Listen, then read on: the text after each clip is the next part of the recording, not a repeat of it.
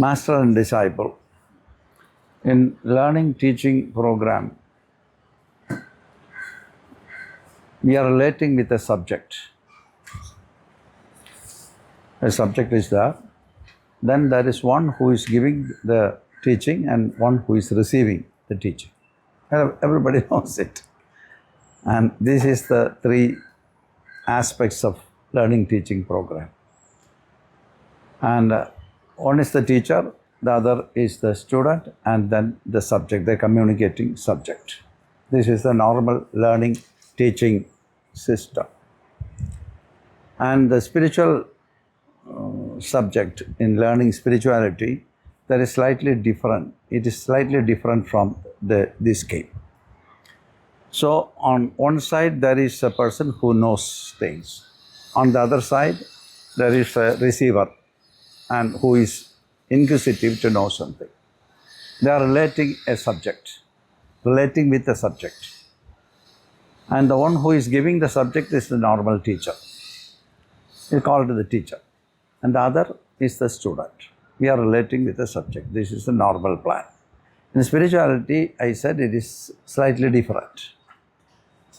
When we are relating with the subject, we are intellectually meddling with the subject. That is what happens in the normal learning teaching program. You apply your intellect and you try to understand things. And then whatever you understood, you memorize and you keep it in the memory. And now and then you recollect it and then you affirm it and keep it there.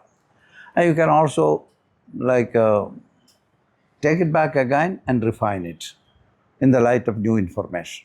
This is the normal program. And in the other program, you are doing the same thing, but there is actually the difference between the normal teaching and the other teaching is there is a lot of feelings involved in this program, which we often miss. Originally it was there in Gurukula Sampradayam of learning everything, there is a lot of feeling. What happened at that time was children are leaving their home. They are taking a second home as their first home. Gurukula's system of learning was like that.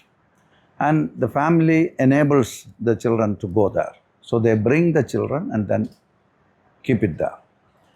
And so they are entering into a new space and a new environment, and they have no other thing which they can keep in their mind, like father or mother or nothing.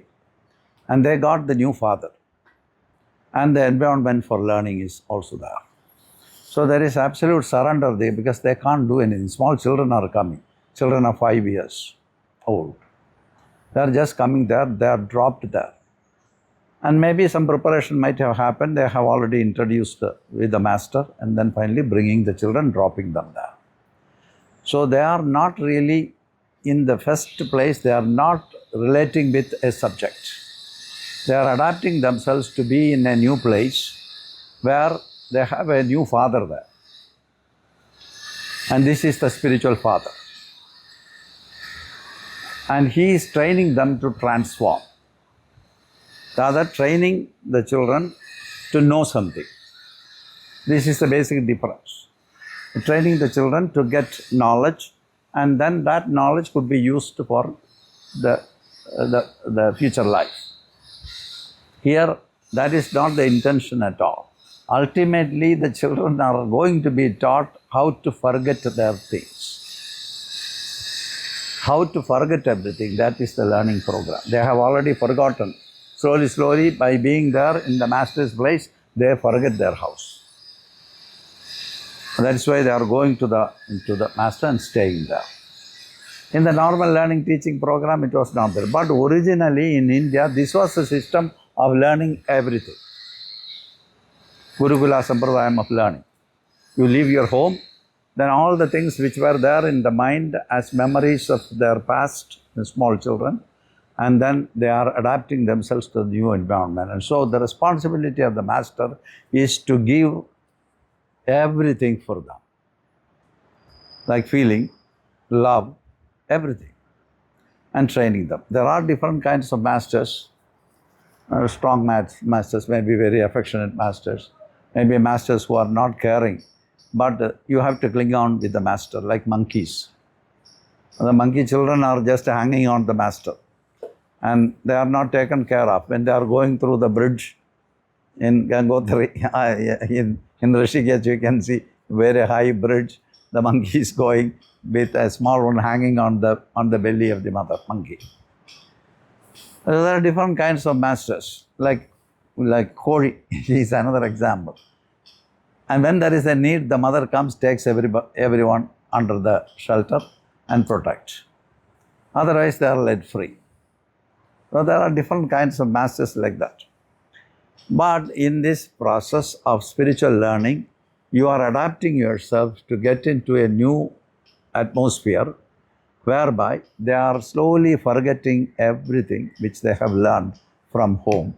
And they are introduced into a new set of new atmosphere where they have no other option other than feeling the person as their master, father. So master is the father figure. At home, the father figure can be little strong because he has to train the children. So all father or mother in the house, they may try. Mostly the father father tries to teach the children, maybe little strong. In olden times, very strong. In my childhood, it was very strong. You cannot make any mistake. If you do some mistake, you get a severe punishment. By punishing, they train. This is the old domestic atmosphere. And from there, when you go to the master, actually this kind of coercion, this kind of pressure, this kind of what you call really wounding, hurting is not there. The master is a very affectionate person. He mastered the knowledge, that part we will take later. He comes there, surrendering his house and then being part of this new atmosphere. So master knows that this is my children. This is my child. They are my children, and then they were living there. There are many beautiful stories. 3 children were coming to the master, 3 or 4 children were, it is a Upanishadic story, come to the master and they wanted to know what is truth, what is the secret. And they started to live with the master. Everything is there provided, food is there, they can play there, they can do whatever they wanted to do. And they understood the atmosphere was so great. And they, first day when they came there, they asked, we came here for learning. So please teach us. And the master said, yeah, stay here. And they started to stay. The next morning, they took their shower and they came to the master again and then asked the same question. Very nice. We can be here, it's very nice. You enjoy. And children came in the evening and asked to the master, now, when are you going to teach us? He said, oh, wait. you do your things. And then every day they went to the master and asked, please teach us. And the master didn't teach anything and he encouraged them to be there. Then slowly, after some time, they have forgotten to ask, to teach. This is Upanishadic story. I think it is Kano Upanishad, I think. I'm not sure. And then after some time, maybe months have passed and they have slowly forgotten to ask to the teacher, ask to the master to teach. Then they started to live there. The master was doing so many things. And so the children started to participate with the master and they started to do everything the master was doing. When he was plowing, they helped him to plow, and he was cleaning, they helped him to clean. Everything, whatever he was doing, they started to follow him. Then finally, they have completely forgotten to ask to teach because they started to like the daily life which is unraveling before them. And it went on for 2 years like this. The master didn't say anything, but they have forgotten to ask also. And one morning he called them, hello, come on. He said, okay, now we do something. By the time their mind was empty, old stuff was not there at all in their mind. All the old knowledge has gone. And then he asked them to chant the mantra Om. And they started chanting the mantra Om. he chanted with them, Om, like that, Aum. When they did there, what is happening? Inhalation finished. Retention finished. Then exhalation, exhalation finished. Everything went down than the normal level, so they got into a great relaxation, and then they merged with the silence. At the end of the Om, there was silence, and they merged with the silence. And they realized immediately. This is that Upanishadic story, which is the background of, I think it's Kano Upanishad or something. And that I don't know, I don't remember. So this is a story. So this is the way which masters have been trying in their ashrams. And ashrams are places where the atmosphere is based on love and compassion. There is no coercion. There is no knowledge even important. And live the moment. That is the main thing which was exposed to before the small children in olden times. The difference between the old teaching and the spiritual teaching is this. You are trained to unlearn completely, forget everything. And the master helps you for unlearning. And then when it is done, when the mind is free and they do something, and that will go deep into them, and that will show them the essence of living, the truth behind everything. And this is this makes a big difference between the normal learning and the spiritual learning. One is making you learn and condition you. The other is unlearning and remaining free. This is the difference. And as a preparation, maybe in monasteries or in places, they go on training. But the root of spiritual learning is, the base thing is unlearning. And then showing the silence, the stillness. And they get it, and then the scheme is finished. It may take years for unlearning. It is the years that the children are spending there is to unlearn. It's not learning program. It's an unlearning program. And for that, it may take years. And then when that is set, then the mind is free. Whatever is there will be fully understood. And they become that, and then the experience comes, and they remain merged in the stillness. This is the difference. So, what we are trying in spirituality, in spiritual practices is this. So, it makes a very big difference. Now we are going to write the examination. Actually, whatever you have understood, you are going to put it out and make yourself free.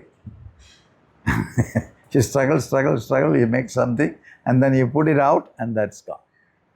Then the next time, as your mind is free, everything that comes to you, you will start to feel it very fresh. So you really understand the spirit of it and the feeling behind it. It is not intellectual knowledge that counts in spirituality. It is the feeling that is mostly important. And there is a father figure there. He emits radiance of love and compassion. And that is the atmosphere of learning. And that learning experience will be followed. First to learn, to unlearn, and then whatever is coming, that will be the only gem which is there in them. And so they integrate with that. This is the very idea. For people, it may take a long time. Long time not to learn, to unlearn. So the process will continue. When your mind is totally free, anything that is given, this is the initiation the master gives. He put all his feelings and he initiates with very free mind.